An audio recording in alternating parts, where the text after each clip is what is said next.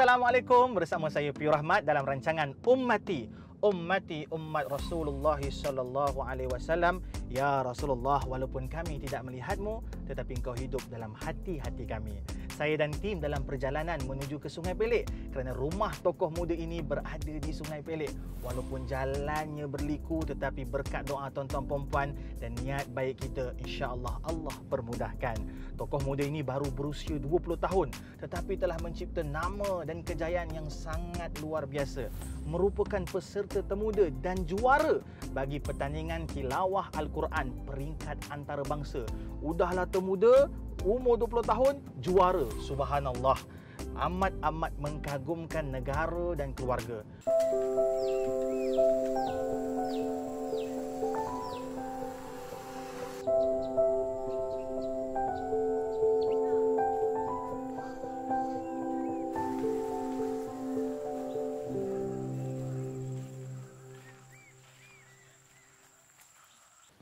Assalamualaikum Farhatul. Waalaikumsalam warahmatullahi wabarakatuh. Sihat ya? Sihat, Alhamdulillah. Alhamdulillah, Masya Allah tuan-tuan puan. Inilah tetamu istimewa kita pada program Ummati episod kali ini, adik Farhatul. Masya Allah, merupakan juara tilawah Al-Quran peringkat antarabangsa. Bukan biasa-biasa, Masya Allah. Saya doakan istiqamah dalam ilmu dan juga mengamalkan ajaran Al-Quran, insya Allah. Amin, amin. Doakan. Farhatul baca buku apa tu? Oh, ni. Ni Farha tengah baca buku Al-Quran Mukjizat. Subhanallah, pengarang Nuraini Abu seorang yang memang rajin menulis berkaitan tentang Al-Quran. Kita doakan juga Farhatul boleh keluarkan kitab sendiri, menulis kitab insya-Allah. Amin, amin, insya-Allah.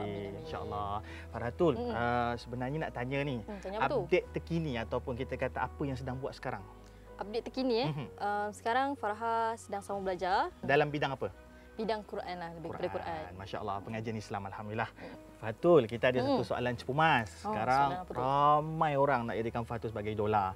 Tapi diorang rasa rendah diri, kata suara tak sedap, kan? Jadi diorang nak tips untuk jaga suara. Lagi-lagi macam yang suara tak sedap macam saya ni kan. Fatul, apa tips untuk jaga suara?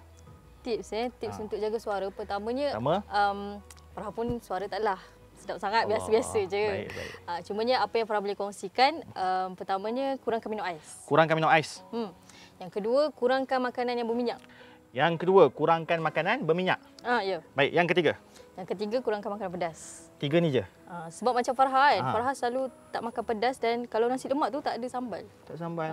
Hilang nikmat Farha makan nasi lemak tak ada sambal. Tapi betul lah, no pain no gain. Tuan-tuan puan tak ada jalan yang mudah. Semuanya perlukan pengorbanan dan istiqamah. Allah. Farha, orang nak tanya lagi ni, kalau boleh kongsi, apa hobi Farhatul selain taranum? Selain taranum, hobi? Selain taranum dah tahu dah taranum tu hobi. Baik. Okey, selain taranum mungkin Farha suka mendengar lagu-lagu Arab. Oh, lagu-lagu Arab. Lagu-lagu yang macam selawat. Penyanyi kegemaran dalam selawat. Penyanyi tu banyaklah sebenarnya. Tak tahu macam mana nak huraikan sebab banyak. Okey, kalau minta belanja sikit adik-adik nak dengar Farhatul qasidah ke taranum ke ataupun selawat, tafadhal. Okey, jadi Farha akan kongsikan sedikit lagu Arab. Baik. Itu selawatlah. Ya Rasulullah, ya Nabi, laka syafa'ah wa hadha matlabi ya Nabi. Madad ya Rasulullah. Kalau perasan tadi saya letak tangan kat sini, saya ambil daripada sunnah ataupun kebiasaan orang-orang Turki. Saya ambil sunnah orang-orang Turki, maksud sunnah ni maksudnya kebiasaan orang. Tapi bukan kat Istanbul, Istanbul ni bandar. Macam KL lah kan. Dia pergi yang kat kampung-kampung macam kat Ankara. Ankara kalau mereka nampak orang tengah selawat, mereka akan berdiri. Oh ya. Mereka akan berdiri dan mereka akan letak tangan kat sini. Ataupun kat sini. Sebab nak kata biar orang rasa bahawa selawat tu sampai dekat dalam jiwa mereka. Dan bila berdiri tu, kenapa berdiri? Dia kata, aku hairan melihat orang-orang yang duduk tak kala orang kenamaan datang. Maka aku lebih hairan apabila orang masih lagi duduk, masih lagi baring, tak kala selawat dilantunkan. Jadi nak kata diorang ni sangat-sangat menghormati Nabi sallallahu alaihi wasallam. Lepas selawat ni rasa macam sikit tekak pula. Kita minum dululah. Boleh. Kita masuk. Mak ada dalam? Ada. Okey, jom. Bismillah. Jom. Nak kata kat sini Al-Quran ni adalah kitab yang bukan biasa-biasa, dia adalah kitab yang luar biasa.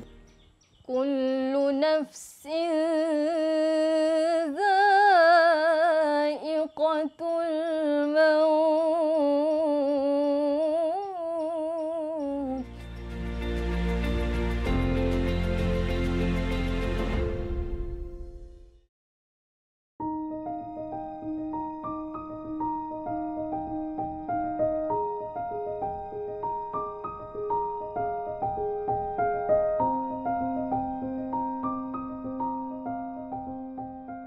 Subhanallah tuan-tuan dan puan, jujur cakap walaupun tak ada aircon tapi kawasan rumah ni sangat sejuk. Barangkali sebab pokok-pokok yang ditanam di sekeliling rumah Farha. Farha tanam sendiri ke? Oh, untuk penanaman mak lah yang selalu tanam sebab hobi dia. Okey. Farha tak tolong-tolong? Siram. Siram. Tolong siram. Allah panjang umur makcik. Terima kasih makcik. Baru saya masa makcik. Allah. Sedap ya makcik buat. Terima kasih makcik Makcik, saya pinjam kerja anak ya. InsyaAllah sembang-sembang. Itu dia. Mak dah bagi izin dah untuk kita pinjam Farhatul untuk sembang-sembang dalam rancangan Ummati ni. So, jom kita bincang ataupun sembang tentang Farhatul dan bagaimana Farhatul menjalani kehidupan. Farhatul, soalan pertama Farhatul. Bila kita sebut pasal Al-Quran dan Farhatul pun adalah juara kita kata pertandingan tilawah Al-Quran. Minat ni sejak bila? Kecil-kecil ke ataupun baru-baru datang minat? Dan siapa sebenarnya mempengaruhi Farhatul untuk hadirkan rasa minat, rasa cinta kepada Al-Quran? Oh, Masya Allah. Okay, sebenarnya pertama sekali Farha sangat bersyukurlah kepada Allah Subhanahu Wa Taala kerana memang alhamdulillah dikurniakan kedua ibu ayah yang ada asas tentang Al-Quran dan taranum.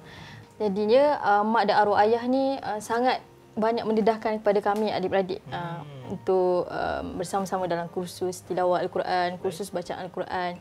Apa yang mak dedahkan dan mak rajin bawa Farha tengok kakak-kakak abang membaca Al-Quran sedikit sebanyak, walaupun Farha masa tu suka bermain ke sana ke sini, tapi di samping itu Farha selalu dapat dengarlah bacaan daripada kakak dan terinspirasi daripada keluarga sendiri. Baik Farha, orang nampak Farhatul yang pada usia 19 tahun menjadi juara. Orang nampak follower yang banyak. Orang nampak yang indah-indah lah, yang seronok-seronok. Tapi mereka mungkin tak sedar pengorbanan ataupun apa yang Farha terpaksa tinggalkan, terpaksa korbankan. Jadi apa sebenarnya pengorbanan Farha dalam usia muda ni yang menyebabkan Farha nak dapatkan kejayaan ni terpaksa korbankan? Boleh kongsikan? Okey, sebenarnya anak muda ni memang tak akan lari dengan hiburan lah kan. Keseronokan. Keseronokan. Tapi apa yang kita boleh aplikasikan dan apa yang kita boleh buat supaya hiburan itu ke arah yang lebih baik, ke arah agama, ke arah Islam, ke arah Al-Quran. Jadi apa yang membuatkan Farha semangat dalam mempelajari Al-Quran, mempelajari ilmu-ilmu agama, kerana keluarga Farha sendiri, tak tahu nak cakap, memang Farha memang minat taranum ni sampai kan kadang dekat bilik air pun terlakukan.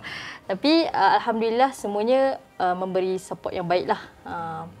Ini saya lah Farha, saya tak tahu Farha kan, setiap orang beza-beza. Saya bila tengah kuliah tu, kalau tengok pendengar cilik kita ataupun mungkin pakcik-pakcik ni bila dengar dia pandang gini, ataupun tengah kita buat lawak dia orang gembira gelak, ada yang menangis, itu satu perasaan yang lega, perasaan yang seronok, tak boleh digambarkan kata-kata. Kadang-kadang kita penat tapi tetap juga pergi ceramah sebab nak dapat perasaan tu. Apa perasaan Farhatul apabila hari ini baca Quran, mentaranumkan Al-Quran, ataupun perasaan kalau tidak membaca Al-Quran? Okey. Perasaan Farha apabila membaca Al-Quran ni, Masya Allah, kuasa mukjizat Al-Quran itu sendiri, yang mana bila kita baca, dia membuatkan hati kita rasa tak kosong. Nak kata kat sini, Al-Quran ni adalah kitab yang bukan biasa-biasa, dia adalah kitab yang luar biasa. Yang mana setiap apa yang kita lakukan di dunia ini, semua berpandukan pada Al-Quran. Jadi, memang tak dinafikanlah bila kita baca Al-Quran, kita rasa tenang, kita rasa semua okeylah bila kita baca Al-Quran. Tak biasa bila kita tengok zaman Nabi SAW, mereka bertalaki, mereka belajar dengan Nabi SAW secara berdepan. Tapi menarik, Farhatul menggunakan sosial medianya yang sekarang subhanallah dah ramai follower, 700,000 follower. Boleh tak terangkan ataupun boleh cerita tak macam mana boleh tertimbul idea atau boleh terfikir nak lakukan Taranum Challenge? Bagi Farha tak salah, dan apabila kita menggunakan teknologi sekarang, Farha dapat kongsikan dekat media sosial, buat Taranum Challenge yang mana akan keluarnya ayat Al-Quran dekat atas ni dan kita akan baca. Dan Farha tak sangka ramai yang join, daripada negara-negara luar pun ada yang join. Tahniah Farha sebab gunakan hashtag yang baik, Taranum Challenge, menggerakkan masyarakat, menggerakkan ummah untuk mengingat Al-Quran, subhanallah. Farha, adakah Farha setuju kita hari ini kena bina balik, kena hidupkan kembali generasi Al-Quran? Sebab generasi Al-Quran ini adalah tanda pembuktian kecintaan umat, kecintaan generasi ini kepada Nabi SAW. Generasi Al-Quran dan kepentingan bertalaki itu sendiri, Farha nak kongsi yang mana Farha sendiri pun sekarang ni masih sering bertalaki, berjumpa dengan guru. Sebab dalam pembelajaran Al-Quran ni memang kita digalakkanlah, memang perlu untuk kita berhadapan dengan guru, dan perlu ada dua hal lah, bukan hanya kita membaca Al-Quran dan tak ada guru yang cek. Jadi itu sangat pentinglah untuk kita mempelajari ilmu Al-Quran. Okay, jadi bagi Farha ini juga adalah salah satu dakwah supaya kita terus belajar Al-Quran dan kita menggunakan teknologi dengan baik, dan kita dapat berkongsi, dan kita dapat aplikasikan dakwah Nabi dulu, dan kita jadikan ia secara zaman kini, tetapi kita still berkongsi dakwah-dakwah daripada Nabi Muhammad. Mengikut zaman. Mengikut zaman. Subhanallah. Benar kata ulama, Syekh Umar Tirmizani mengatakan tentang zaman. Apa dia kata? Setiap zaman mempunyai cara dan kaedah tertentu.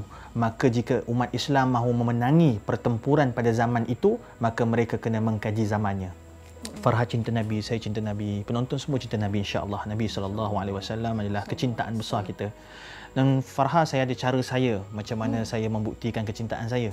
Mungkin orang tanya, Farha, macam mana cara Farha yang Farha buat untuk mengikuti cara Nabi SAW? Okey, masya-Allah. Kalau dikatakan cara Nabi itu, dia membaca Al-Quran, masya-Allah, dan itu salah satu usaha Farha juga untuk kita mengikut sunnah Nabi kan. Sebab cara dia membaca Al-Quran juga adalah salah satu sunnah. Betul.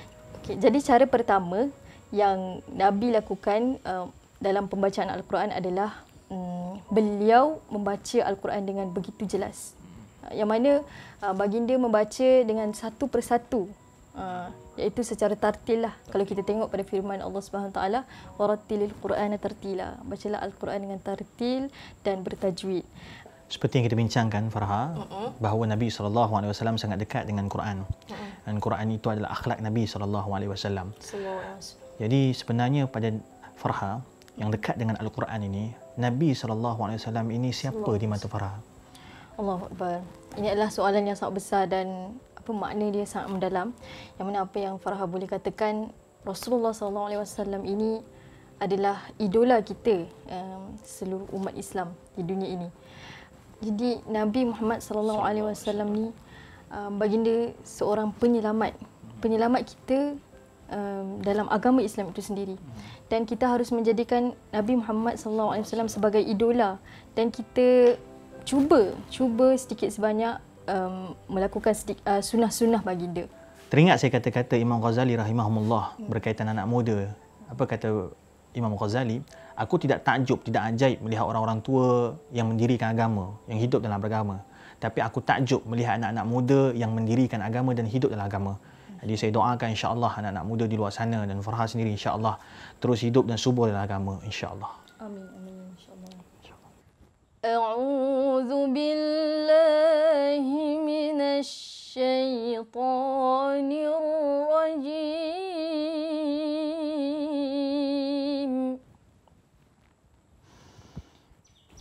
Kullu nafsin dha'iqatul maut. Sadaqallahul azim. Amat benarlah firman Allah itu. Bunda Abdullah ibnu Mas'ud bawa berjumpa dengan Nabi dan kata kepada Nabi, ya Rasulullah, aku infakkan anak ini, aku berikan anak ini agar dia berguna untuk engkau ya Rasulullah. Kerana Abdullah ibnu Mas'ud adalah orang yang cintakan aku dan cintakan Al-Quran.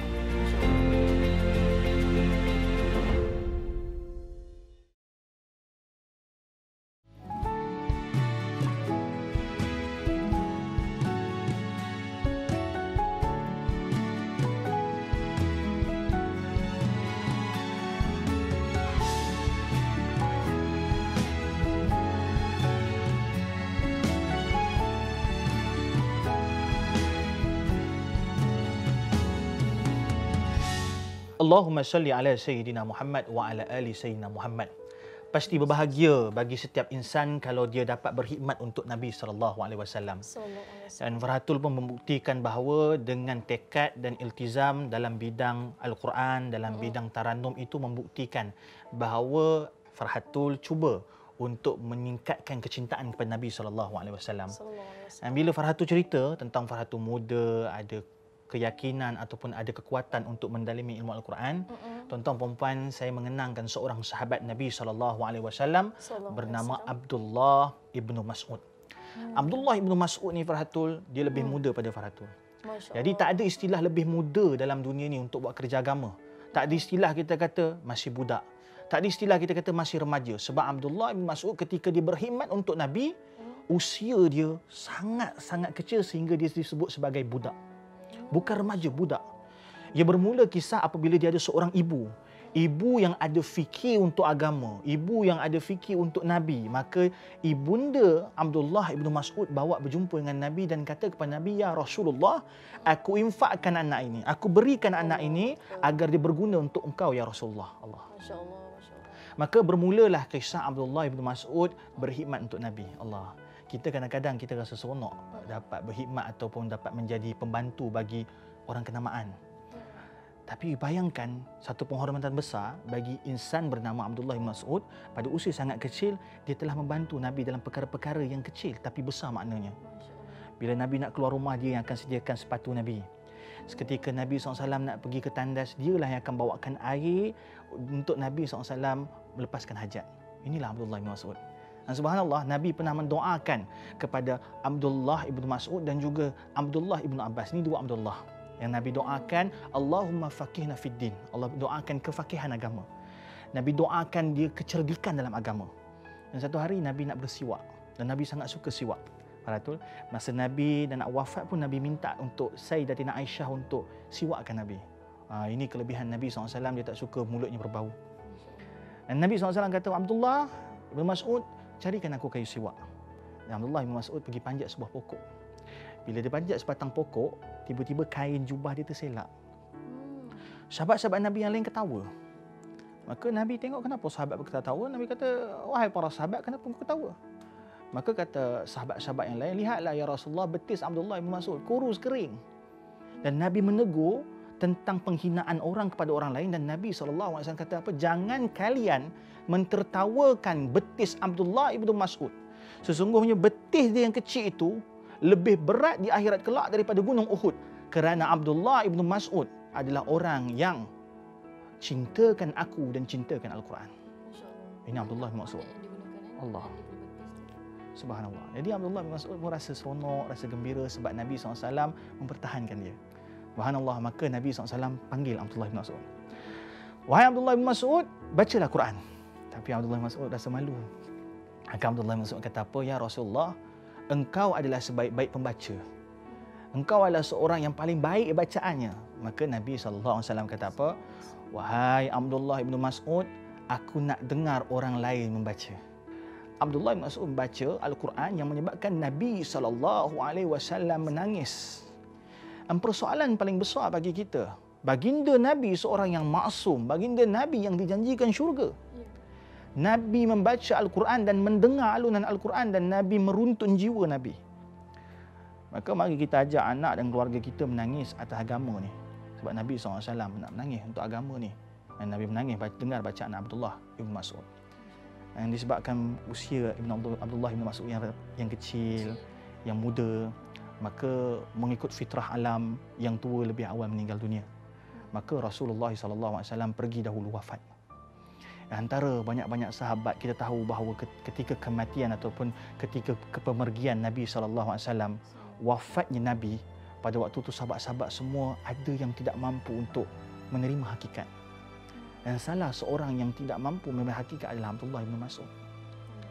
Sebab hidup dia, Farhatul, hidup dia bersama dengan Nabi. Dia yang bawa Nabi air untuk pergi buang perkara kecil. Allah. Abdullah bin Mas'ud sekarang ni hilang kerja sebab dia selama ni kerja untuk Nabi. Sekarang Nabi SAW tak ada. Dan diriwayatkan Abdullah bin Mas'ud setiap kali dia membaca Al-Quran, maka dia akan menangis. Mengingatkan waktu dia membaca Al-Quran bersama dengan Nabi dan waktu-waktu dia bersama dengan Nabi SAW. Masya Allah, Farha terasa malu dengan Abdullah bin Mas'ud, yang mana Abdullah bin Mas'ud banyak dah memberi sumbangan kepada agama dan kepada Rasulullah SAW. Saya mendoakan Farha, doakan diri saya sendiri dan penonton semua, semoga kita semua ada iman Abdullah ibnu Mas'ud. Kita ada perasaan cinta seperti mana Abdullah ibnu Mas'ud kepada Nabi SAW. Kita ada rasa macam mana Abdullah ibnu Mas'ud rasa nak membantu agama ni. Walaupun pada usia yang sangat kecil, tetapi sumbangannya cukup besar. Dan jiwa dia sangat besar. Subhanallah. Saya mendoakan kita semua penonton Ummati bersama-sama dapat berkumpul dengan Nabi SAW di Telaga Kausar.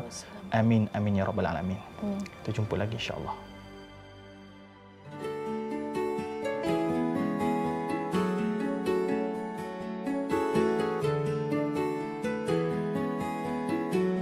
Apabila Farha mendapat rezeki dan mendapat berpeluang berjumpa dengan Rasulullah, Farha mengharapkan dan Farha akan sampaikan bahawa, ya Rasulullah, sesungguhnya kau melihat usaha aku ini dalam menyampaikan dakwahmu.